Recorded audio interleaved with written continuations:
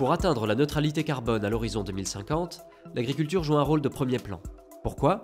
Parce que le secteur agricole présente la particularité d'être à la fois émetteur de gaz à effet de serre, tout en étant capable de stocker du carbone dans les sols. Quels sont les gaz à effet de serre issus de l'activité agricole ?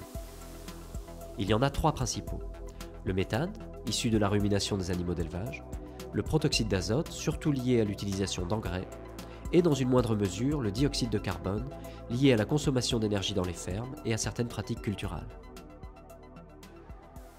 Comment limiter les émissions de gaz à effet de serre ? Dans l'élevage, on peut repenser la ration alimentaire des ruminants et mieux gérer les effluents. Dans le végétal, on peut cultiver plus de légumineuses. En fixant l'azote, ces cultures enrichissent le sol et le rendent moins dépendant des engrais chimiques. On peut aussi, nous, citoyens, adapter notre alimentation en favorisant la consommation de protéines végétales et en gaspillant le moins possible. Enfin, pour baisser nos émissions de CO2, on doit diminuer les importations de produits alimentaires, agricoles et forestiers quand ils contribuent à la déforestation à l'étranger et au transport à fort bilan carbone. Pour aller vers la neutralité carbone, il ne suffit pas de limiter nos émissions de gaz à effet de serre. Il faut aussi en stocker davantage. Et pour cela, les agriculteurs ont tout un panel d'actions à leur disposition.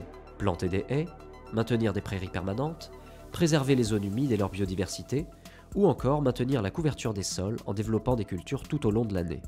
Enrichis de matière organique, les sols sont ainsi plus vivants, plus fertiles et plus résilients face au changement climatique. Agriculteurs et citoyens sont ensemble acteurs de la neutralité carbone.